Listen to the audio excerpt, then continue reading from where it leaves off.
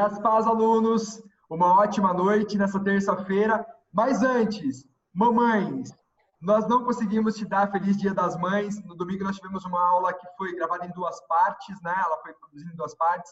Por isso vai um Feliz Dia das Mães atrasado dos professores da Escola Bíblica. E só para a gente aquecer as turbinas aí, eu sei que você talvez chegou no seu dia de trabalho. Então faz assim, eu vou te dar um tempinho. Pega o seu café, prepara o cafezinho lá, pega o seu caderno, pega a sua Bíblia, porque nós vamos começar livros proféticos. Livros proféticos. E para que nós possamos entrar nesse clima de aula, eu vou pedir para que o nosso professor Guilherme conduza uma oração inicial para a gente iniciar essa aula. Amém? Professor Guilherme, com você. Amém. Boa noite a todos. Graça e paz. Feche seus olhos, vamos entrar em oração. Senhor Deus, muito obrigado, Senhor, por mais uma oportunidade preciosa de estar na Tua presença, Pai. Compartilhando um pouco mais a Tua palavra e aprendendo mais, porque o Senhor deseja que nós tenhamos pleno conhecimento, Senhor, da Tua graça, do Teu amor por nós, Pai, de tudo que o Senhor fez e ainda faz no meio do Teu povo, Pai. Por isso, abre o nosso coração, abre o nosso entendimento, Pai, e que o Espírito Santo, Pai, fale conosco através dessa aula e que a sua vontade seja cumprida em nós, Pai. Em nome de Jesus é o que eu te peço e já te agradeço. Amém. Amém. Glória a Deus.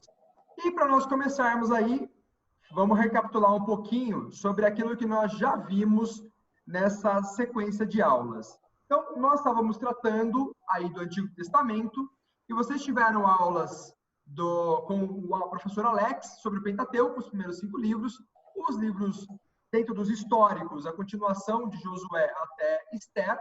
Tivemos na aula passada os livros poéticos, a linda poesia hebraica. E hoje nós vamos falar de profecia, os profetas maiores e os profetas menores. Então, para a gente iniciar o nosso bate-papo, eu gostaria de começar com uma introdução do que são esses livros proféticos. Os livros proféticos, eles apresentam um tipo especial de literatura. Por quê? O objetivo disso não é mais contar a história, né? Não é relatar o acontecimento, mas contar uma história posterior de Israel, aquilo que viria, o que aconteceria.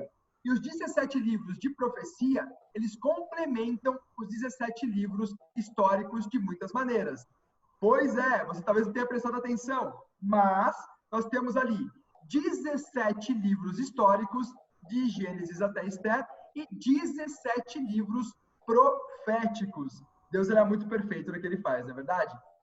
E a ênfase dos livros proféticos não é tanto histórica, como eu disse, mas sim exortativa. Ela fala daquilo que haveria de vir e dar conselhos, admoestações para as pessoas. E, amados, a época para que esses livros foram escritos geralmente era a época de grandes crises e angústia nacional. Nada parecido com o que estamos passando hoje, não é verdade? E os livros proféticos são esses de Isaías até Malaquias. Mas como eu quero brincar com os professores aí, professores, por que será que os livros são ordenados de Isaías até Malaquias, se a ordem temporal começa com Obadias, Joel e Amós? Por que será que os hebreus organizaram dessa forma? O que vocês acham? E aí, Gui? Olha, é uma boa pergunta, hein? A Bárbara não apelação sei a falar com ela, resposta. né? Oi? Com a Bárbara é apelação a gente perguntar, né? Nossa teóloga. É nada, essas coisas aí eu mesmo vou responder minha curiosidade, você vai responder minha curiosidade agora. E aí, por que Isaías, Jeremias estão antes? É isso? É Isaías, Jeremias e Ezequiel e Daniel. Ezequiel e Daniel. Por que estão na frente? Vamos pensar por quê. Os hebreus fizeram uma divisão inteligente. Eles pegaram Sim. por conteúdo. Nós chamamos Isaías, Jeremias, Ezequiel e Daniel de profetas maiores. Porque eles eram maiores em estatura, maiores em poder, maiores em autoridade? Não. Porque escreveram mais. Então eles jogaram os livros de maior conteúdo no começo e depois seguiram uma sequência em relação às profecias, para construir a ordem dos profetas menores. Se você olhar nessa tabelinha ali na segunda coluna, nós temos em tempo, né, de escrita, Obadias é o mais antigo a ser escrito, né? Seguido de Joel, Amós, Jonas, Miqueias. E o mais recente livro, de fato, foi Malaquias. E ele termina com aquelas profecias, já com o cenário de Israel bem diferente. E depois nós temos os 400 anos de silêncio, que é papo por uma outra aula. E um dado interessante, que às vezes a gente não se apercebe, é que alguns profetas como Obadias, por exemplo, eles eram contemporâneos de Elias e de Eliseu. Não se sabe se eles tiveram contato, se conheceram, mas eles estavam na mesma época. Um outro exemplo, Jonas, né? O profeta Jonas, a história do peixe, ele era da mesma época, contemporâneo de Amós. Miqueias é contemporâneo de Isaías, por exemplo. Então nós temos, quando pensa no tempo, eles estavam na mesma época profetizando a alguns locais diferentes, como é o caso ali que nós temos de Ezequiel e Daniel. Você tem esses homens de Deus levantados por Deus num período muito próximo, profetizando, instruindo e direcionando o povo de Israel. A gente vai ver depois, nas aulas mais para frente, profecias de Jeremias. Jeremias estava ali, pré-exílio, e você vê o Daniel profetizando já no exílio. Então é muito legal a gente analisar esses detalhes. Ó, o professor Isaías chegou, se juntou conosco aí. Tudo bem, professor Isaías? Seja bem-vindo. Estamos aí introduzindo os profetas, livros proféticos. E para a gente tratar um pouquinho sobre os detalhes, a gente já deu um spoiler ali, mas os livros proféticos são divididos da seguinte maneira. Profetas maiores, de Isaías a Daniel, seguindo aquela sequência hebraica, e os profetas menores, de Oséias a Malaquias, 12 livros. E, como a gente já adiantou, por que esses nomes, maiores e menores? É por causa do tamanho do conteúdo. Não é porque é mais importante, menos importante, mas o quanto eles escreveram. E para a gente poder apreciar de maneira devida os livros proféticos, Bárbara, Isaías e Guilherme, eu acho que nós temos que estarmos cônscios das funções dos profetas, porque eu acho que tem muita confusão para isso ainda. Então vamos dar uma olhadinha nas funções dos profetas, ministérios e os temas principais que eles tratavam. E aí vem a questão, o que é um profeta? Hein? Isaías, o que é um profeta, Isaías?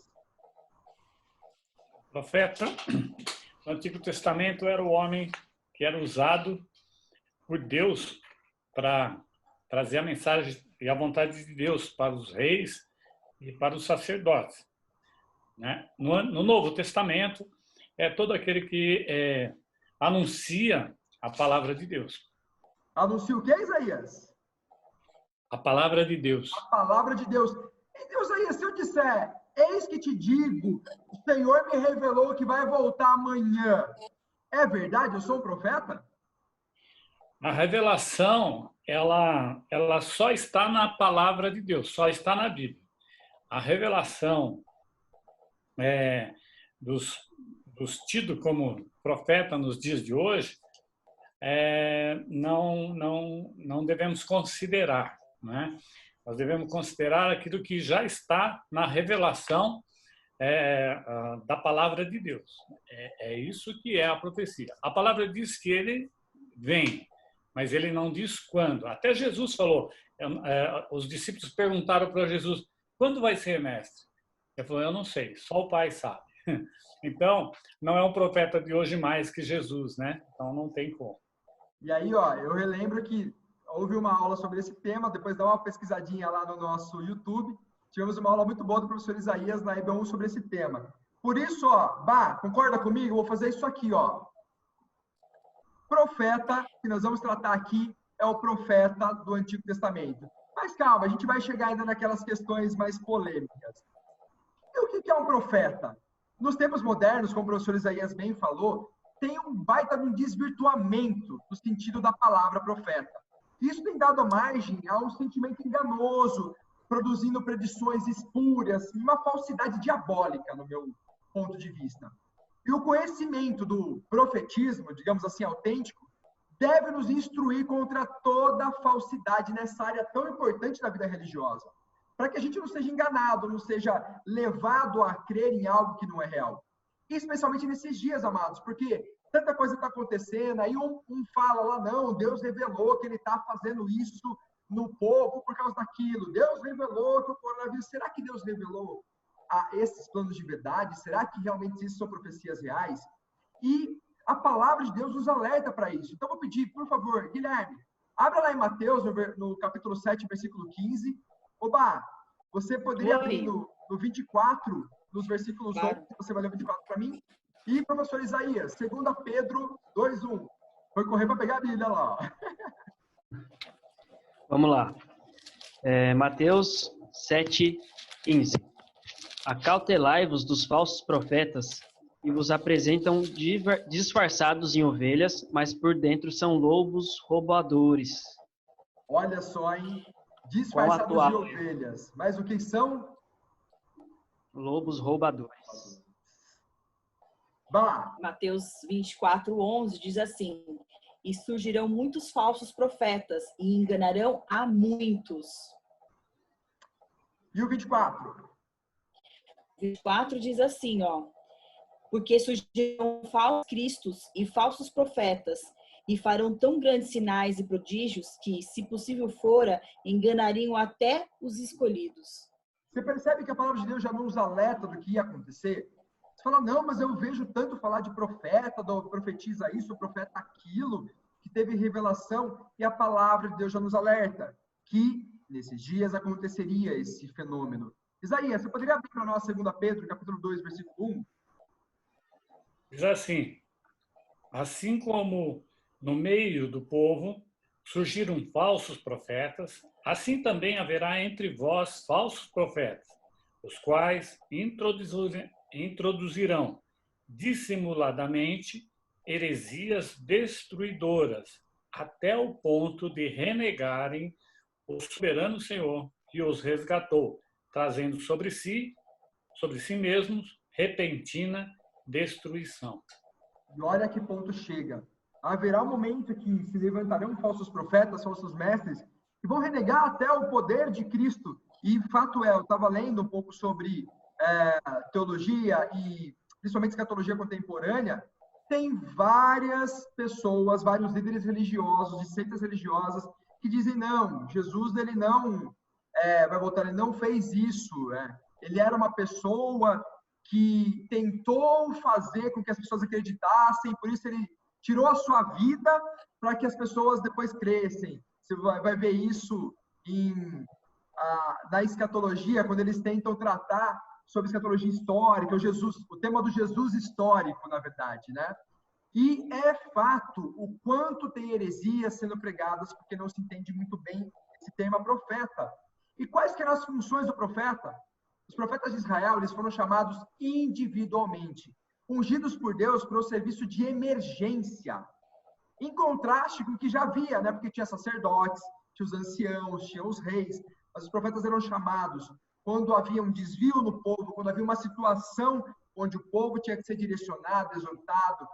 E além de serem denominados profetas, e ali a Bárbara nos ajuda no hebraico, né? Nabi, no hebraico, também recebeu o nome de videntes. Roé ou Rosém, sentinelas, sapá, né, Bárbara? Ou pastores. Eram os nomes que davam. Por que chamavam de vidente? Os pastores. Por que eles eram chamados de vidente, hein, Bá?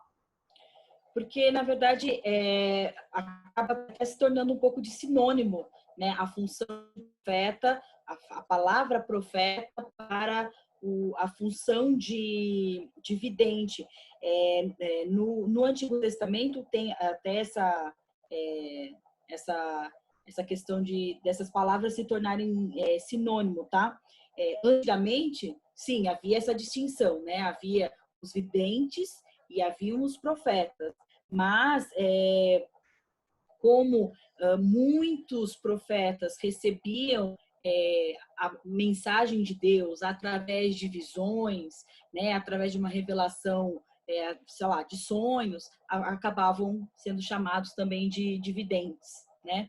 E eu só quero alertar, que uma das coisas mais bonitas da gente ver é que a função do profeta, ela lógico, tem essa questão da mensagem de Deus, mas esbarra numa questão social, ética muito forte, né? Lembrando que como você mesmo disse, que o contexto dessas profecias, né, o contexto dessa história por trás das vidas de cada um desses profetas, é um Israel totalmente desvirtuado, né? É um Israel desviado de tudo aquilo que Deus tinha determinado para que eles vivessem, né? A forma como deveria se viver. Então, o que a gente vê são profetas lutando para que o povo se arrependesse para voltar para os caminhos, né? Então, é muito bonito. Apesar de árdua, essa função era bem bonita, é bem bonito. E como você bem disse, Bá, o profeta tinha uma tarefa a ser cumprida dada por Deus. E essa tarefa, muitas vezes, englobava o aspecto político, social e especialmente o religioso. Então, esses homens, você pode ver, eles chegavam diante de reis, eles eram respeitados como porta-vozes de Deus. E eles, sim, exortavam reis, exortavam grandes líderes, exortavam o povo. E você tem profetas que realmente sofreram muito nesse encargo. Haja o apelido de Jeremias, né, que era o profeta chorão, porque ele realmente derramou lágrimas pelo povo de Israel, porque ele tinha que profetizar que o povo iria ser levado para o cativeiro, enquanto um monte de falsos profetas dizia: não, Deus vai nos livrar, isso não vai acontecer. E o pessoal chegou a cogitar matar Jeremias. E ele estava falando que Deus havia instruído. O povo iria para o cativeiro, sim. Guilherme, complementa para a gente. Não, a gente acaba vendo como era árdua e como nunca eram palavras fáceis, porque era uma palavra de repreensão, uma palavra de exortação ao povo, né? E a gente olha, comparado com hoje, o que a gente vê, as pessoas que se autodenominam profetas, elas gostam de trazer palavras de bênção, palavras de prosperidade, né? Prosperidade, de fartura. Então, nunca é aquela arrependei-vos, voltai ao caminho do Senhor. Não, é sempre vocês vão prosperar. Então, assim, a gente vê a diferença do real profeta que quer cumprir que precisa cumprir o propósito de Deus e aquele que prega o que as pessoas querem ouvir, né? Exatamente. Quando você tem o termo mesmo profeta, ele vem daquele verbo hebraico nabá, que é anunciar, falar, transmitir. Ele tinha que trazer uma mensagem de Deus e quando Deus se pronunciava ao povo dessa forma, nunca era: e aí, tudo bem, tá tudo legal com vocês? Era para trazer uma direção para aquele povo. Hoje em dia tem aquele monte de profetada, né? Aqueles falsos profetas, o cara que chega para uma mulher grávida e fala: "Eu te digo, varoa, se não for um menino, será uma menina." Nada, e se coloca como título, né? É a grande piadinha aí. Mas eu queria pensar um pouquinho sobre a linhagem do profeta, essa linhagem profética. E, para isso, nós temos o quê? Muito além dos profetas que nós vamos analisar aí nesses 17 livros, a linhagem profética ela remonta a tempos muito primitivos. A revelação divina, ela se dá por meio de pessoas orientadas por Deus para trazer uma mensagem. Então, você tem, desde a primeira profecia, que está lá em Gênesis 3,15, eu vou pedir para você ler para nós, Guilherme. Abre lá em Gênesis 3, versículo 15. E esse trecho da Bíblia é chamado de proto-evangelho. Vocês já vão entender por quê. Gênesis 3,15. Porém, inimizade entre ti e a mulher, entre a tua descendência e o seu descendente. Este te ferirá a cabeça, e tu lhe ferirás o calcanhar. Guilherme, de quem está falando nesse trecho? Jesus, né? De Jesus Cristo. Concorda, Bá? Sim, é a primeira profecia, né? A primeira profecia que fala de Jesus. O Messias. E por que o nome proto-evangelho, hein? Porque ela sintetiza tudo que vai vir, né?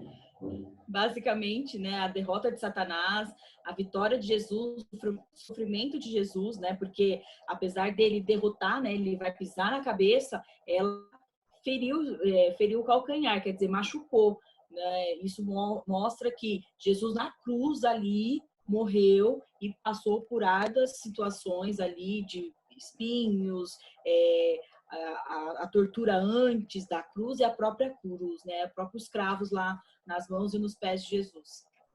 E você vê que desde o primeiro livro da Bíblia, como a gente já fala, a Bíblia é cristológica e cristocêntrica. Ela fala de Jesus em todo o tempo, ela profetiza aquilo que há de vir. Por isso, a primeira referência que nós já temos de Jesus está lá, em Gênesis, no 3º capítulo, versículo 15, chamado de proto-evangelho. Não só isso, mas nós temos também Enoque, Noé, Abraão, Moisés, e muitos outros, como Elias, Eliseu, até João Batista. que não deixaram livros com seus nomes, mas que eram grandes profetas, enormes profetas. E você tem a presença, vamos pegar, talvez alguns nomes não tão conhecidos. Gade aconselhou Davi lá no deserto. Natã aconselhou Davi a respeito da aliança, do adultério. Ido, Aiás, Semaías, né? Azarias, Hanani, tantos profetas que a Bíblia, que Deus usou, não escreveram livros, mas estão relatados. E alguns detalhes interessantes, até queria pegar dois deles. Eu vou pedir para o Isaías, poderia abrir Gênesis 6, versículos 13 a 18? Esse texto de Noé é bem interessante, a profecia dada ali. Perdão, é Gênesis 3? 3. Versículo 13 a 18. E você de casa abre também a Bíblia, hein? Nada de preguiça. Diz assim o texto.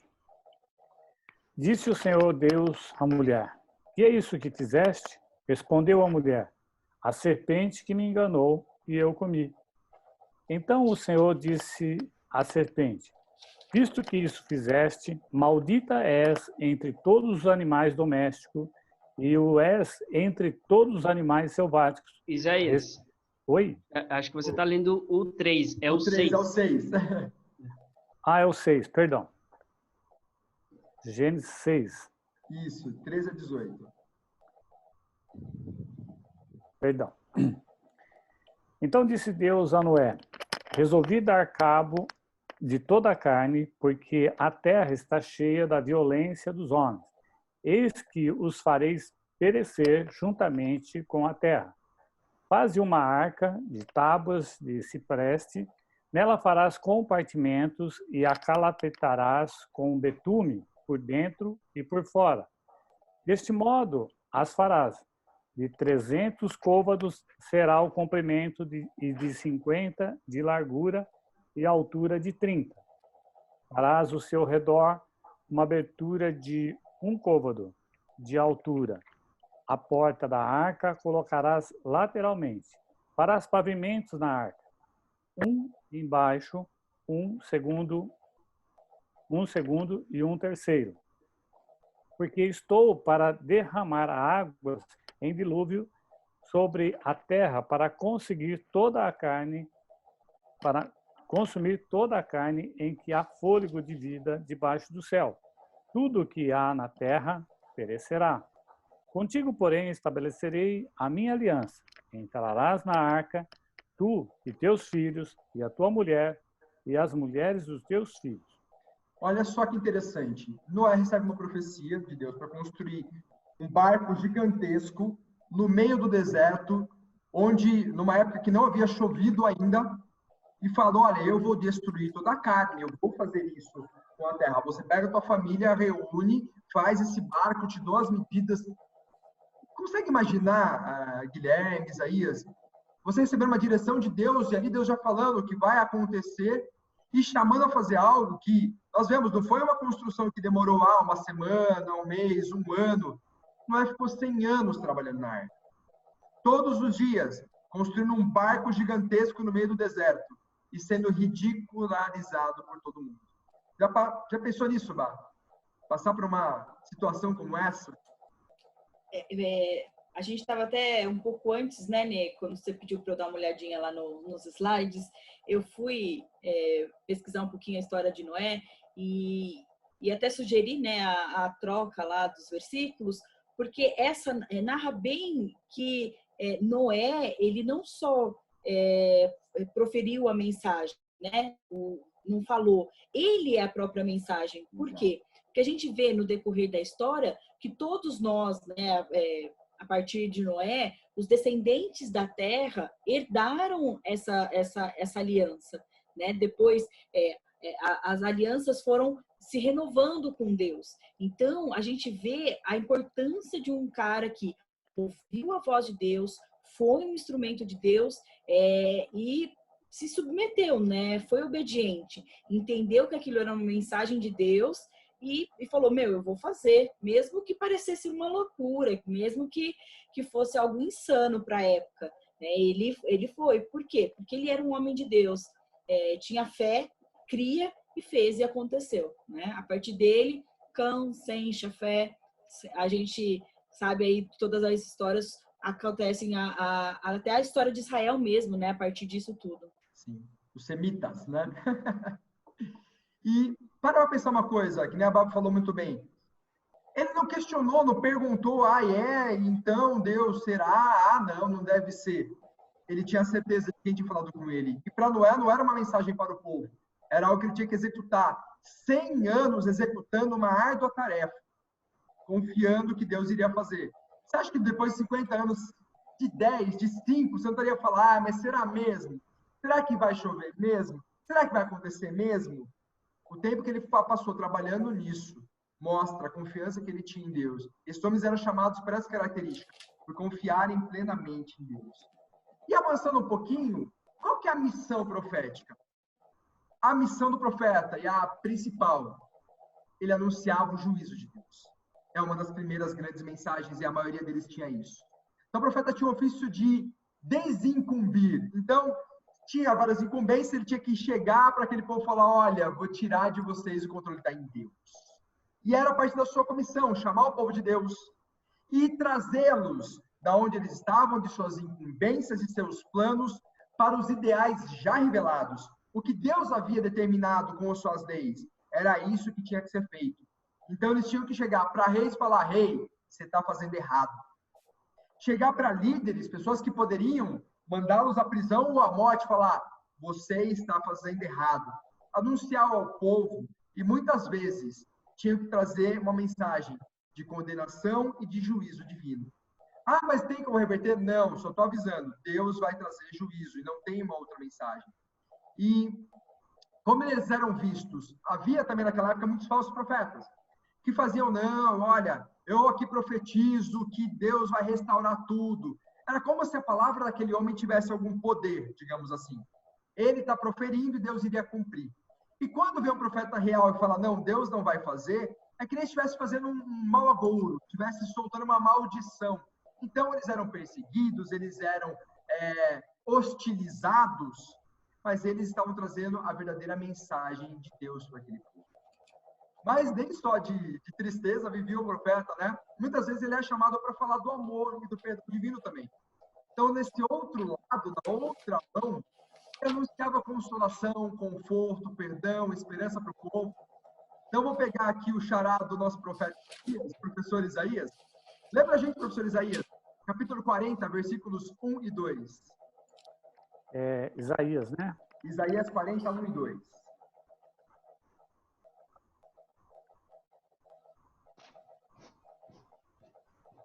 Diz assim o texto.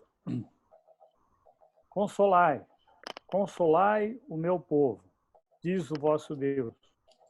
Falai ao coração de Jerusalém, bradai-lhes que já é findo o tempo da sua milícia, que a sua iniquidade está perdoada, e que já recebeu em dobro das mãos do Senhor por todos os seus pecados. Olha que mensagem boa de ouvir, né? O que estava acontecendo? Onde o povo de Israel estava? Onde Judá estava nessa época? No cativeiro. Então estavam presos, estavam no cativeiro. E aí vem Isaías e fala, consolai. Deus falando para Isaías, consolai o meu povo. Né? Imagina Deus falando, consola meu povo, fala ao coração de Jerusalém, brada que já acabou o tempo. Já acabou o tempo da sua luta, a iniquidade foi perdoada. Ou seja, ele profetizava a saída daquele ponto. E aí um trecho interessante é que essa profecia de Isaías, não sei se vocês já repararam, o versículo 3 diz assim, vós que clamam no deserto, preparai o caminho do Senhor, endireitai no ermo a vereda ao nosso Deus. Vocês conseguem enxergar um paralelo com outro profeta que entra com a mesma mensagem, com o mesmo chamado? Opa, com certeza. João Batista. Quem joga no João grupo Batista. aí? João Batista. Profetizando sobre quem? A vinda de Cristo. Sim, estava profetizando a vinda de Cristo. E aí eu falo... Eu tô me alerta hoje, né, Ernesto? Parando. Viu? É a canseira, a correria da semana, gente.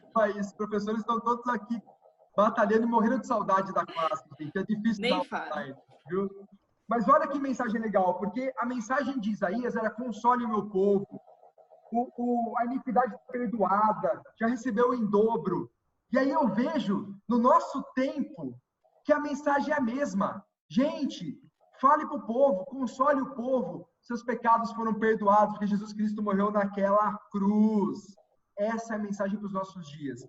Quer profetizar para alguém? Você tem o direito, profetiza usando a palavra de Deus. Fala assim, olha, eu vou te dizer o que Deus está falando. Seu pecado foi perdoado lá naquela cruz. Aceita Cristo, aceita Jesus, que Ele é o Salvador. E, para a gente entender um pouco mais essa linha, qual que é a inspiração do profeta? Ele fala o quê? O quê? De onde? Né? Deus é quem fala usando o profeta. Deus falava aos profetas, eles deveriam comunicar ao povo. 2 Pedro 1:21. Você pode ler para a gente? Claro, deixa eu abrir aqui. E aí já vou pedir, o Guilherme, já abre Jeremias e professor Isaías, deixa aberto em Ezequiel 13:3. 2 Pedro 1:21 diz assim, ó. Porque a profecia nunca foi produzida por vontade de homem algum, mas os homens santos de Deus falaram, inspirados pelo Espírito Santo. Os homens santos de Deus falaram, influenciados, inspirados, movidos pelo Espírito Santo de Deus. Tanto no Antigo quanto no Novo Testamento, quem conduz esse poder é Deus. Quem traz a mensagem é Deus. E qual que é o problema do falso profeta? Será que esse problema começou agora? Começou século 21? Não, olha lá. Jeremias 23:16. Olha onde tinha esse problema. Assim diz o Senhor dos Exércitos: não deis ouvidos às palavras dos profetas que entre vós profetizam e vos enchem de vãs esperanças. Falam as visões do seu coração, e não o que vem da boca do Senhor. Falam do que vem do seu próprio coração, do coração humano, não daquilo que vem de Deus. E muitas vezes, nos nossos dias, pessoas agem assim e levam pessoas por engano. Por isso, temos que ter muita consciência e conhecimento da palavra de Deus. E, professor Isaías, lê para a gente Ezequiel 13:3. Diz assim: assim diz o Senhor Deus, ai dos profetas loucos que seguem o seu próprio espírito sem nada ter visto. Ai dos profetas loucos que falam do seu próprio espírito sem nada ter visto. Se Deus não revela, meus amados, não tem profecia. Não tem mensagem divina que não venha de Deus. Tudo o que vem de mensagem pode ser de quem? Pode ser de Deus, seria verdadeira. Pode vir do homem, né? Da sua própria carne, ou pode vir do inimigo. Então, muito cuidado. O profeta, ele sempre vai falar conscientemente. Nada de transe, nem sair girando pelo chão, nada de charamanaia, nem rodopio. O profeta falava conscientemente aquilo que tinha recebido de Deus. Ele ouvia e trazia a mensagem. Essa era a dinâmica da profecia do Antigo Testamento, do profeta do Antigo Testamento. Mas eu amo provocar os professores, então, como Deus falava aos profetas? Vamos lá, que maneira? Se Deus falava, Deus fala, mas como que Deus fala? Eu já demonstrei aqui como Deus falava, hein? Ó, fiz aqui assim, ó. Vamos ver. Fica a dica. Bom, o que essa imagem mostra aí? A Bá tá certa também. O que vocês acham que é isso? Tá vendo, né? Tá vendo. Visões. Isaías 1:1. Quem vai ler pra gente Isaías 1:1? Pode ser o Guilherme? Pode ser. Visão de Isaías, filho de Amós, que ele teve a respeito de Judá e Jerusalém nos dias de Uzias, Jotão, Acás e Ezequias, reis de Judá. Visão de Isaías, que ele teve a respeito de quem? De Judá e Jerusalém. Então, Isaías, ele começa o seu livro dizendo, olha, o que eu vou relatar aqui é o que eu vi, numa visão. E eu vi sobre Judá e Jerusalém, e quando eu vi isso? Nos dias de Uzias, Jotão, Acás e Ezequias, reis de Judá. Nesses dias, nesses períodos, eu tive visões sobre Jerusalém e sobre Judá, e é isso que eu estou escrevendo. Então, além de visões, a Bália é muito safa, né? Nós temos os sonhos. Opa, sei que a nossa sonhadora, Jeremias 31:26. Peraí, já tô abrindo aqui. Jeremias 31:26 diz assim, ó. Sobre isto, Despertei-me e olhei, e o meu sono foi doce para mim. Disso despertei e olhei, e meu sono foi doce para mim. Depois, relatando um pouquinho mais em Jeremias, você entende. Ele tinha se deitado, ele teve uma longa visão sobre o que Deus iria fazer. Na verdade, não é uma visão, um sonho, né? Que nós chamamos de um sonho, porque ele estava de olhos fechados e aos outros dormindo. Em frente da visão, a visão o cara tem ali, de olhos abertos. Ele está em algum lugar e está vendo aquilo acordado. Nos sonhos, como todo mundo já sonhou aí, de alguma forma, né? Todos nós sonhamos, talvez não lembremos o sonho, mas todos nós sonhamos. No sonho, Deus pode usar para falar. E também, e por último, nós temos uma mensagem direta, uma revelação direta, né? Abre para nós, pastor Isaías, números 12, 7 e 8. Números 12. Deixa eu abrir aqui.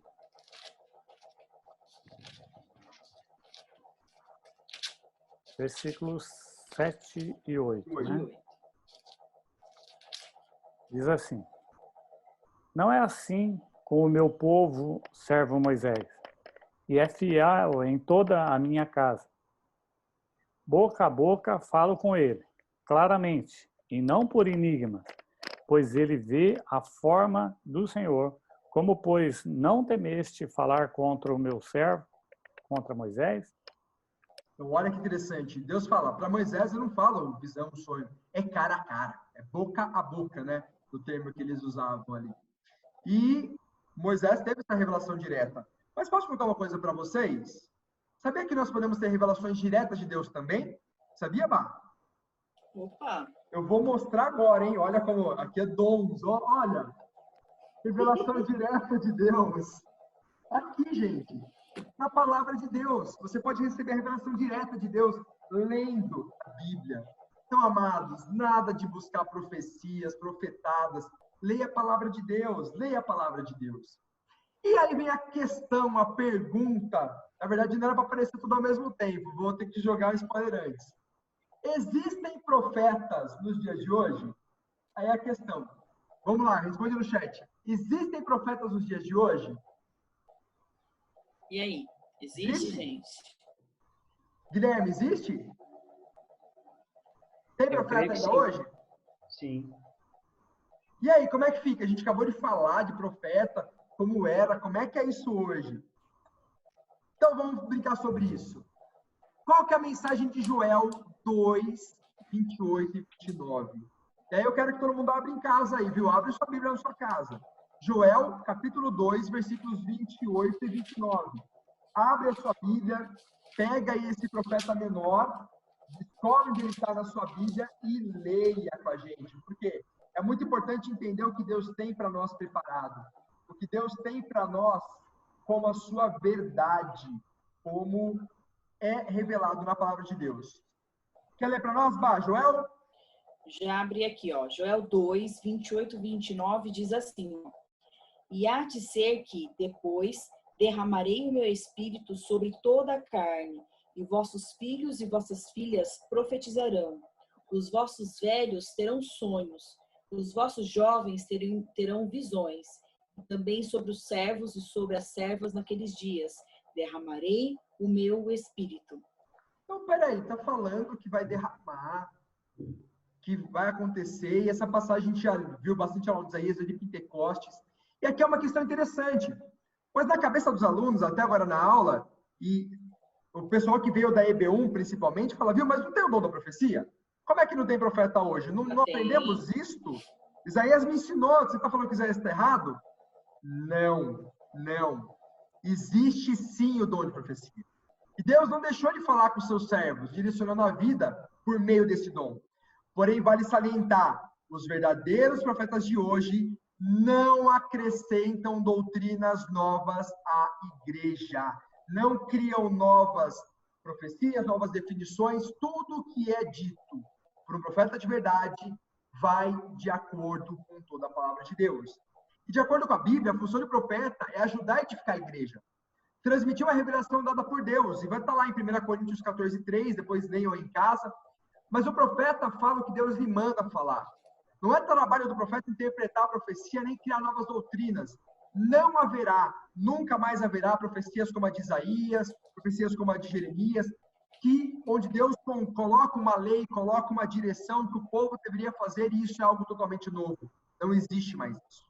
Tudo que é para ser revelado, tudo que é direção de Deus, os fatos que vão acontecer referente à igreja, à salvação, à direção divina, está na palavra de Deus, e não tem nada mais disso. Ah, mas não tem o irmão que profetizou, por exemplo, que é de Deus mesmo, que Deus iria falar com o seu povo, e ia vir uma pandemia.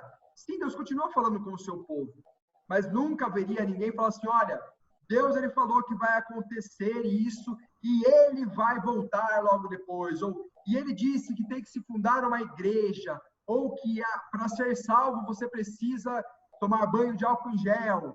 Tudo que se refere à salvação, à direção divina, tudo que se refere às doutrinas, se encerra na palavra de Deus. E, na verdade, se fosse pensar que morreu totalmente a profecia, dom de profecia, seria muito estranho Paulo dedicar um capítulo inteiro, né? 1 Coríntios 14 inteiro, ao dom de profecia e falar em línguas, se ele, direcionado por Deus, soubesse que aquilo já não ia mais existir. Não é verdade? Posso só completar, Nê? Claro. Assim, é que o que a gente está querendo dizer é que a revelação de Deus, assim, né? Aquilo que Deus deixou para a gente está completo. Né? Ninguém vai colocar um capítulo a mais aqui, um livro a mais, porque foi usado por Deus e teve uma revelação. Né? Deus não precisa mais disso. Tudo que nós precisamos para a salvação, que é o objetivo, né, de Jesus, de Deus, para a humanidade, nutrir esse relacionamento, tá aqui. Né? A gente não precisa de mais disso. Né? Viveríamos sem os profetas? Né? Hoje, estou falando hoje. Até sim, mas Deus permite que certas pessoas tenham esse dom para quê? Como o Ernesto mesmo falou, para edificar a igreja, né? Para nortear de alguma forma a nossa vida, mas especificamente sobre no que a gente acredita, naquilo que é o nosso dogma, né? Naquilo que a gente faz de lei, é isso. Não precisa mais de nada para acrescentar. E sendo bem sincero, pegando esses detalhes, Deus pode usar alguém para falar comigo, né? Que essa é a grande questão, porque falar, não, mas eu não vou confiar em ninguém. Eu vou só te fazer uma reflexão aqui. Há algum problema de alguém profetizar algo? Há. Por quê? Se você direciona a sua vida pela profecia daquela pessoa, um grande engano você comete. Nós temos algumas seitas mundialmente conhecidas que nasceram a partir de profecias falsas. Olha, o Senhor já voltou e ele direcionou esta igreja para isso. Então você tem várias seitas que eu não vou nomear aqui para não bloquearem as nossas aulas, mas você sabe muito bem, aluno, que tem várias seitas que falam que aquela é a única igreja verdadeira. Ou, não, Jesus, na verdade, ele colocou uma condição que tem que estar todos nesse lugar. Nós somos os 144 mil. Jesus, ele voltou reencarnado em uma outra pessoa. Os espíritos, eles vêm e falam. Tudo isso é profetada.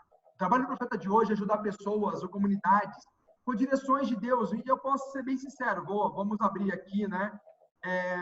Na nossa igreja, nós temos o dom de línguas e interpretação, língua profética e interpretação. E eu participo como a pessoa que fala em línguas proféticas. Nunca Deus falou nada que não pudesse ser dito da mesma maneira, lendo a palavra de Deus, falando, olha, a palavra de Deus fala isso, isso e isso. Nunca, nunca. Não haveria necessidade de pedir palavra se a pessoa lesse a palavra de Deus, porque tudo que é dito é tudo que a palavra de Deus fala. Ai, Deus, se eu abrir um negócio, o Senhor vai me abençoar? O Senhor continua falando, eu sou a tua fonte, eu estou sobre a tua vida. Não andei ansioso por coisa alguma, que a vez de comer, beber, vestir, confie em mim. E todas as palavras, você só pede que, ai, faço ou não faço, faço isso ou aquilo. Se é algo que você confia em Deus e Deus está na tua vida, acontece. Se você não busca Deus, não confia em Deus, não adianta, não vai dar certo. Por quê? Você não tem buscado em Cristo como tua fonte. O profeta verdadeiro, a profecia verdadeira, nunca acrescenta nada à palavra de Deus, da Bíblia, mas ajuda a tornar mais evidente a sua aplicação. E isso é fato. Deus pode me usar, por exemplo, para falar a vida da Deus, ele me incomodou para dizer para você, olha, você tem que se manter firme, como a palavra de Deus diz, nisso, nisso e nisso. né? Incomodar para instruí-la sobre a Bíblia.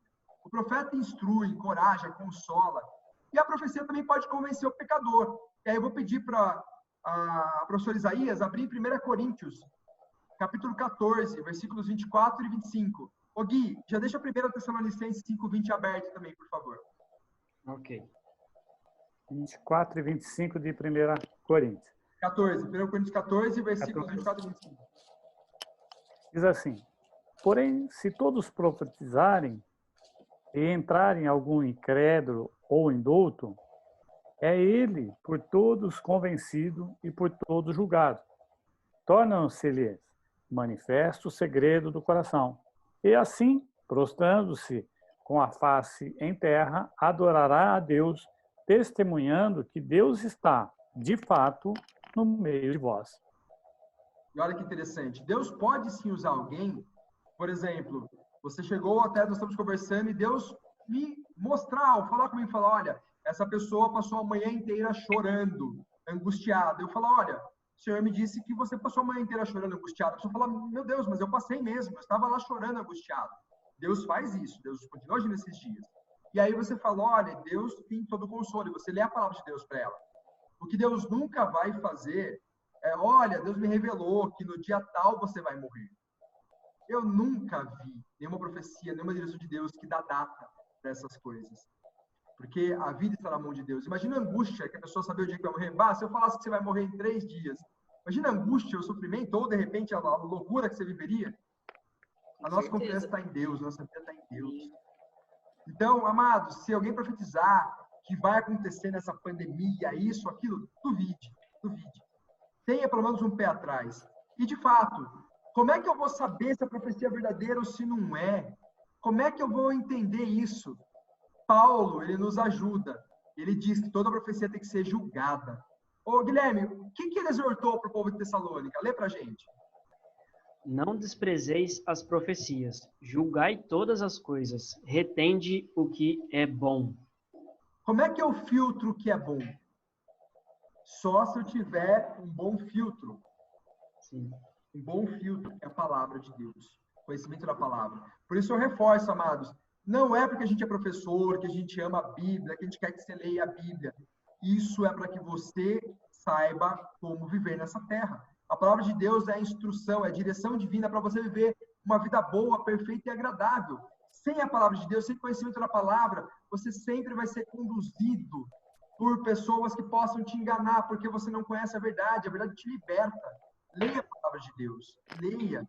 E ainda Paulo continua, depois em Coríntios, ele fala que quando os profetas, se houver, falem 2 ou 3, os outros julguem, porque o homem é falho, o coração humano é falho, por mais que o Isaías, a Bárbara, eu, o Guilherme sejamos homens de Deus, nós podemos, de repente, por amor de alguém, falar uma besteira no nosso coração. Por isso, toda profecia tem que ser filtrada pela palavra de Deus. Você tem que guardar, é uma dica que eu aprendi. Pessoas falam coisas de Deus para mim, ó, Deus me falou isso, sabe o que eu faço? Eu guardo numa caixinha na minha mente, guardadinha. E se cumprir, é uma profecia verdadeira. Se não se cumprir, eu sei que era balela, mas eu não movo a minha vida pelas profecias. Elas podem me acrescentar ou não a crença no que Deus está falando, mas a nossa vida só pode ser pautada nisso, na palavra de Deus. Essa é a nossa trilha. Uma palavra que você pediu para Deus, uma instrução, alguém te falou alguma coisa, guarda no coração, retém aquilo que é bom, mas não paute a sua vida em nada que não seja a palavra de Deus. E nesse tema, até vou cutucar aqui, eu vou fazer uma provocação. Isaías, Guilherme, alguém um dia já profetizou algo de Deus de verdade para vocês?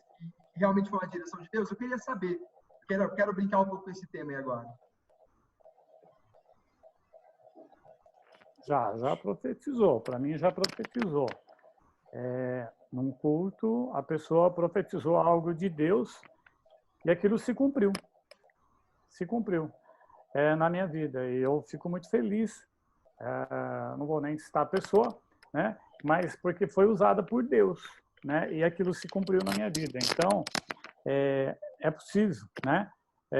Que Deus revela. Mas tudo está, que nem você falou, tudo está na palavra. Está na palavra. Não, a profecia não fugia da palavra, né?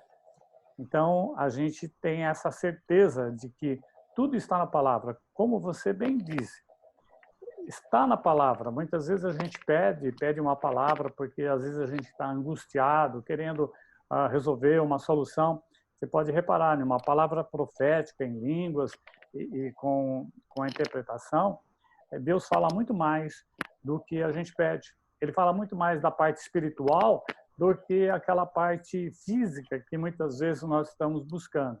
E Deus fala aos nossos corações. E é importante, porque quantas palavras que eu pedi e que eu não via de tal maneira, mas Deus mostrou. Então, assim, tanto a pessoa que profetizou na minha vida, e assim, dentro da igreja, a pessoa falou e aconteceu, né? Tempos depois aconteceu, e quanto a profecia em palavras e interpretação, também é importante, porque ela se cumpre. E já passou pela experiência? Eu passei, digamos que numa experiência em grupo, né? Foi uma profecia em grupo e realmente é o que o Isaías falou. De repente a gente vai com o coração ansiando por algo específico e Deus, aí que a gente vê como ele vê o macro, né? Como ele vê tudo. E aí ele explana de uma forma muito mais abrangente, até surpreendendo nossas expectativas, e realmente ele realiza. Bah? Você sabe que eu não tenho uma memória muito boa, né, Ernesto? Mas eu não sei se serve como uma profecia para minha família, para minha casa, mas mas assim, muito tempo antes do meu pai se converter, nós estávamos na igreja Nova Canaã. Os irmãos que lembram aí da Canaã, a igreja era compridona, assim, e tinha uma parede alta, e no fundo tinha um mezanino, e tinha uma escadinha super difícil de subir, perigosa, né? O pessoal que tomava conta dos cultos ficava super bravo com os adolescentes, né? Eu era adolescente, que não deixava a gente subir, porque aprontava, tal. E lá de cima, o pastor Reginaldo, na época nem era pastor, ele teve uma visão com o meu pai, e a imagem do meu pai vinha chegando próximo dele, assim, e no coração dele ele teve uma certeza, que meu pai ia vir para a igreja no momento certo, na hora certa. E na época, assim, ele não chegou a comentar com a gente.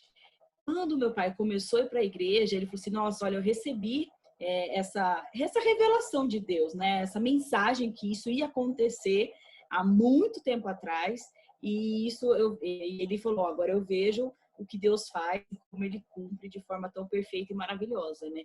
Vale como uma profecia para a minha vida, mas foi algo que Deus revelou para o pastor Reginaldo e se cumpriu, né? E baita direção de Deus, porque o Dr. Friedel foi um baita homem de Deus e agora está lá habitando nas regiões celestiais.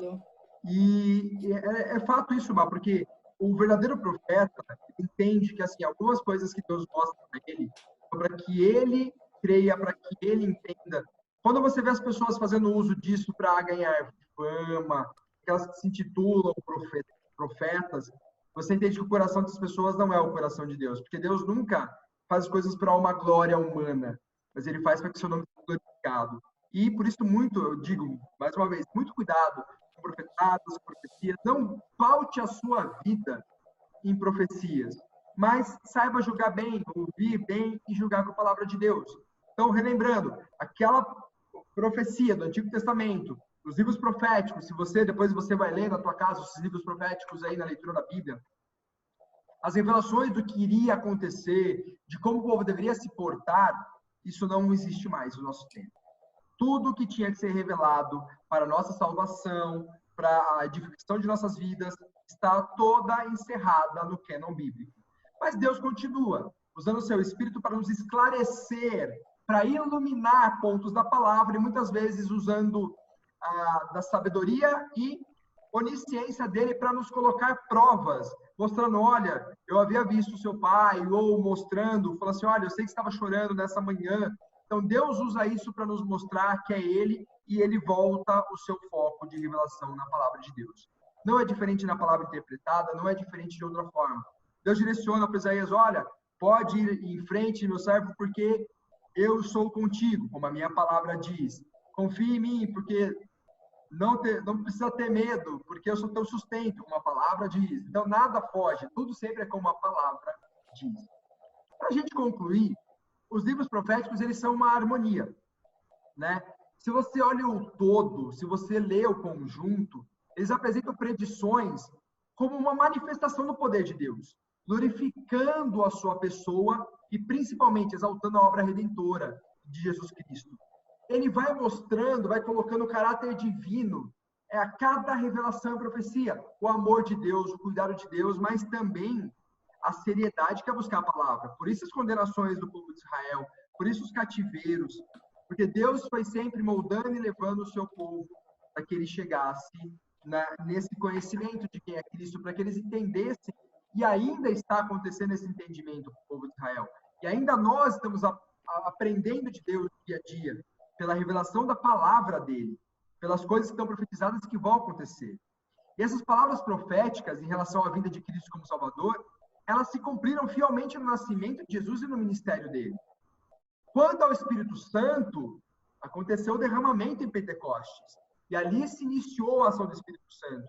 E ela continua operando da mesma forma. Os dons espirituais continuam acontecendo em escalas diferentes, porque nossa busca é diferente, conforme o propósito de Deus. E uma questão muito séria. Se tudo que foi profetizado na palavra de Deus, no seu tempo, se cumpriu, e olha que são muitas profecias, se elas não falharam, as outras falhariam por quê? Hein? As outras, se essas e outras profecias não falharam, elas jamais falharão. Jamais falharão as demais profecias bíblicas. Devemos confiar e continuar crendo na palavra de Deus todos os dias, entendendo que ela tem algo para nós. Por isso, meu amado, você vai ouvir a gente falando, ministrando em aula, o pastor pregando, que a volta de Jesus ela é iminente. Jesus ele vai voltar. E ele vai voltar. O dia e a hora a gente não sabe. Alguns julgam que, mas, viu, desde 2000 anos atrás estão esperando isso acontecer e não aconteceu. Deus sabe o tempo certo. Porque para ele não quer chegar, não, deixa eu cumprir essa história, bota fogo em todo mundo, manda para o inferno, vamos acabar isso aí. A misericórdia de Deus é tanta que ele vai deixando, ele vai permitindo que as nações vão conhecendo, que elas vão reconhecendo o seu poder. Eu não creio, eu não tenho a menor dúvida que esse cenário que nós estamos passando, essa pandemia, tem ensinado muita coisa para as pessoas. Eu vou dizer para mim, o meu exemplo, eu tenho aprendido que a estrutura da igreja me ajudava a buscar a Deus. Os cultos, a relação das pessoas. Eu sozinho em casa preciso me focar na palavra, ler a palavra e ter tempo de oração para ter uma qualidade com Deus. Então, esse exercício de buscar a Deus com mais intensidade, sem o suporte da estrutura da igreja, é um exercício que nós temos que fazer. Nós temos que dia a dia nos esforçar em buscar a Deus. Porque eu não sei se vão haver dias que vai ficar mais difícil, né, Bá? Para buscar. E esse aqui é um laboratório. A gente tem que aprender agora a buscar, ficar firme com Deus. Os cultos vão voltar, essa pandemia vai acabar, uma hora ela acaba, os cultos voltam. Mas eu tenho certeza que muitas lições nós vamos aprender nesses dias. Por isso, você que perdeu as outras aulas, acesse o YouTube, arranje um horarinho lá, uma horinha na sua segunda, uma horinha na sua quarta. Assiste as aulas que você perdeu. Busque aprender mais a palavra de Deus. Porque é isso que vai fazer diferença na sua e na minha vida. Amém? Amém. Aqui, mais uma vez, fica aí o QR Code. Aponte seu celular aí, se tiver na TV, no computador. Tem os meus contatos. Você pode me adicionar se tiver alguma dúvida. Aqui no chat, manda pergunta. A gente está aqui para responder também. A Bá, Isaías, o Gui e eu estamos de olho no chat aí para poder responder as perguntas de vocês. E mais importante, amados, não deixem de participar das atividades da igreja. Amanhã nós vamos ter célula, então participa de uma célula, se envolva com a célula. Nós estamos tendo aí quinzenalmente as mentorias. Então, você que é empresário, pergunta aí, manda mensagem para a gente, veja como participar disso. Nós temos o culto dos adolescentes, o Velos, no sábado. Nós temos também o culto dos jovens, né, acontecendo no sábado, Jesus Live. Nós temos a Escola Bíblica do EB1 no domingo de manhã, então não deixe de participar. Nós vamos começar e terminamos a parte 2, né, Bá? No domingo, a gente vai ter agora já o novo tema. Você que dá aula, Bá? Sim. Então, ó, já fica esperto aí, entra domingão, 10 horas da manhã, assiste a aula. Depois teremos o culto, a semana está recheada de coisas para você fazer. Mas, principalmente, amado, antes de mais nada, oração e leitura da palavra. Isso é o mais importante, é o que é essencial. Bah, Isaías, Guilherme, querem complementar? Eu quero. Manda ver. Na verdade, eu quero falar só uma curiosidade do povo de Israel, né? O povo de Israel é um povo que sempre valorizou os profetas, apesar de não ouvi-los muitas vezes, né? O que a gente vê era uma função que, apesar de deixada de lado, né? Menosprezada, ela era muito valorizada. Em alguns outros aspectos, ela era muito valorizada. Tanto que a gente lê lá em Reis, né? Segundo Reis, que havia uma escola de profetas. E a gente fala assim, nossa, escola de profetas? E ensinava o quê? A profetizar? Não. A preocupação dos profetas não era nem com a profecia, mas era com a herança cultural, a herança histórica, a herança espiritual do povo. Parece loucura, mas havia necessidade, né, gente, eles nutrirem a ideia de um único Deus, um verdadeiro Deus, né? E hoje em dia a gente pouco valoriza isso, né? Essa questão de que nós somos um povo escolhido, eleito, e nós temos uma responsabilidade. O povo de Israel não valorizava isso, né? Não valorizava as palavras que Deus dava, as orientações que Deus dava. E a gente vai continuar dessa forma ou vai fazer diferente, né? Então fica aí essa curiosidade para vocês. Depois, quem tiver dúvida, manda para a gente no chat. Eu vou passar certinho o que era essa escola, quais eram os objetivos dessa escola, que era bem interessante. Oba, só uma brincadeira aí. Você sabe qual é o slogan do nosso Seminário Batista Nacional Ernesto Nini? Se é ministério que seja de excelência, não é isso? Isso também, mas eles... Isaías lembrou bem. Uma escola de profetas. Sim, é uma escola de profetas, é verdade. E por que a gente tem esse nome lá, uma escola de profetas? Que nem a Bá falou. A escola de profetas ali não é alguém que vai dar profetada. A profecia é a palavra de Deus. O profeta é o que anuncia. Nós que anunciamos a palavra de Deus também somos chamados de profetas. É os pastores, né? Os que pregam, direcionam, os pastores. Então, a profecia que é mostrada por esses profetas é essa. E essa profecia você pode confiar. Amém? Isaías, que hora para a gente encerrar? Amém. Amém. Feche seus olhos. Senhor, nós te agradecemos, Senhor, por esse estudo, Senhor, porque nos esclarece ainda mais, Senhor, a respeito da tua palavra. Que esse ensinamento, Senhor, fique no nosso coração e na nossa mente e que nós possamos nos apropriar dele, Senhor, para poder passar para frente, Senhor. Para sermos, Senhor, um profeta, Senhor, no Novo Testamento. Um profeta, Senhor, que professa a tua palavra, a palavra revelada na Bíblia, na tua palavra. Por isso, Deus, nós te pedimos, dá, Senhor, a cada um de nós, Senhor, a tua unção, para que nós possamos prosseguir, Senhor, fazendo parte, Senhor, dessa grande comissão que faz o ID. Por isso, Deus, nós te pedimos e te agradecemos. Em nome de Jesus. Amém. Amém. Glória a Deus. E a vocês, alunos, uma ótima noite, uma ótima semana. A gente se vê de novo no domingo para mais uma Escola Bíblica. Grande abraço.